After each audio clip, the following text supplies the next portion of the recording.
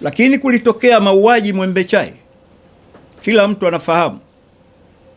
Hatujawahi kuona chochote kilichofanywa, lakini rais tulienaye sasa hivi amethubutu kuunda tume kuweza kubaini matatizo yako wapi.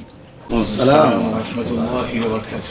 Kwanza tumshukuru Allah subhanahu wa ta'ala kwa kutujalia kwamba Tanzania ndiyo nchi yetu, hatuna sehemu nyingine zaidi ya Tanzania. Ama tukirudi nyuma mwaka jana tarehe 29 Oktoba ambayo ilikuwa ndio siku ya uchaguzi, kadhia kubwa ilianza siku ile, na kwa kweli ilileta mtafaruku mkubwa katika nchi, na sitofahamu baadhi ya watu kuanza kuuawa, lakini kwa utashi na dhamira njema ya rais wa nchi hii aliamua kuunda tume ya uchaguzi ambayo ilikuwa chini ya jaji mstaafu Chande, tume ya uchunguzi ambayo imekamilisha kazi yake kwa weledi mkubwa, ingawa imepingwa na baadhi ya watu wasioitakia mema nchi hii. Hiyo ni hatua ya mwanzo tu, kwa sababu yaliyofanyika tarehe 29 sisi sote tunajua kwamba ilikuwa ni siku ya uchaguzi, lakini ni siku ambayo ilikuja na vurugu ya ajabu mpaka watu wengi wakauawa. Lakini tume aliyoiunda rais imetoa ripoti ambayo ripoti baadhi ya watu wameipinga, lakini sisi kama Watanzania, Waislamu, maimamu ambao wanawakilisha almost Waislamu wote wa nchi hii. Tunapozungumzia imamu, ni kiongozi anayesalisha mara 5 katika msikiti. Ina maana yuko karibu sana na waumini kuliko mtu mwingine yoyote. Baada ya kuunda hiyo tume na kutoa ripoti, kumetokea baadhi ya viongozi, tena wengine viongozi wa dini hasa, wameipinga, lakini wanasahau kwamba kilichofanywa ni kuitakia kheri nchi hii na kuweza kuleta amani ya kweli. Mfano wa kwanza ambao tungeweza kuutoa ni kwamba kadhia kama hii si ya kwanza katika nchi hii. Kuna kadhia nyingi tu ambazo zimetokea katika nchi hii na zingine bado madhara yake yapo, lakini hao wanaofanya upinzani hasa katika kanisa moja ambalo ni kanisa kubwa kabisa ambalo limekuwa benefited sana kabisa katika kula matunda ya nchi hii, lakini wao ndio wamekuwa wapinzani wakubwa. Wanafika na wanazungumza moja kwa moja kwamba hawakubaliani na ripoti ya Jaji Chande.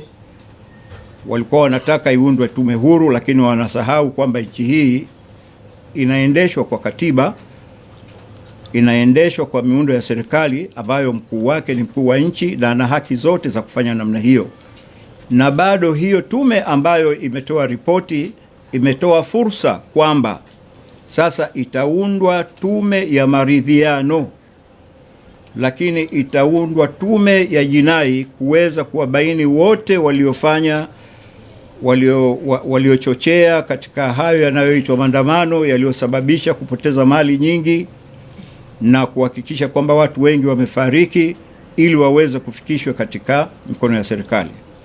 Kwa hiyo sisi kama Waislamu tunaomba tuwakumbushe Watanzania na viongozi wenzetu wa dini kwamba mathalan kulipotokea yaliyotokea huko nyuma, walikuwa wapi? Hatujawahi kuwaona wakilaumu serikali, hatujawahi kuwaona wakinyosha kidole kusema kwamba Waislamu jambo hilo wanalofanya sio. Kuna Waislamu wengi tu wamesingiziwa ugaidi kama ripoti yetu inavyosema. Huko Rufiji kuna watu chungu mzima waliuawa, lakini wanaosema sasa hivi wote walikuwa kimya.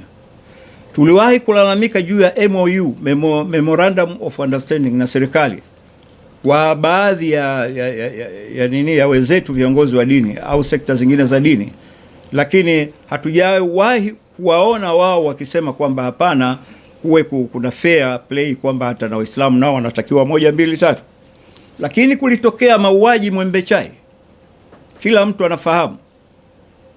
hatujawahi kuona chochote kilichofanywa, lakini rais tuliye naye sasa hivi amethubutu kuunda tume kuweza kubaini matatizo yako wapi. Na hata kama sasa hivi analaumiwa kwamba angewataja, atawataja vipi? Kwa sababu hao waliotajwa wanatakiwa wasijipange kwamba kwa sababu limetajwa nikibia au nini, tunataka washughulikiwe. Lakini vile vile tunakuta kwamba kuna dalili zote ambazo zinaonyesha kwamba hawa watu, kuna baadhi kabisa walihongwa, waliandaliwa na walipewa pesa, unaona, kuharibu miundo mbinu, unaona, kuvuruga na mpaka viashiria vya kuipindua serikali vilivyopo. Sasa Watanzania wenzangu, mnadhani stage inapofikia namna hiyo mpaka ya kutaka kupindua serikali illegally, unadhani kadhia hii itakuwa ni ndogo? Haiwezi kuwa ndogo. Usikimbilie tatizo tu la kusema kwamba kumetokea 1 2 3, lakini uangalie chanzo ni nini mpaka haya mambo kutokea. Kwa hiyo wito wetu sisi kama viongozi, turudi mezani, tungojee hayo maridhiano, na maridhiano yenyewe yasiwe na masharti kama kiongozi mmoja, katibu mmoja wa madhehebu fulani anasema kwamba lazima iundwe kamati ya maridhiano iliyo huru, yani anavyotaka yeye ndio anavyotaka iwe. Almost kila kitu ambacho kimepangwa sasa hivi yeye anakipinga, yeye na wenzake.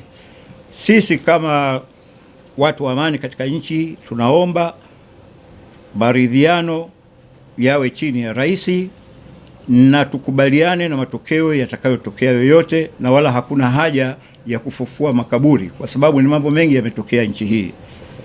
Kwa hiyo kwa baada ya kuzungumza maneno hayo, naitakia kheri nchi na kuwaomba hawa wenzetu, viongozi wenzetu wa dini, kwamba wawe fair, waweze kujua kwamba walichokabidhiwa na Mwenyezi Mungu ni kuleta amani na utulivu katika nchi hii na wala sio kuleta vurugu. Asanteni sana.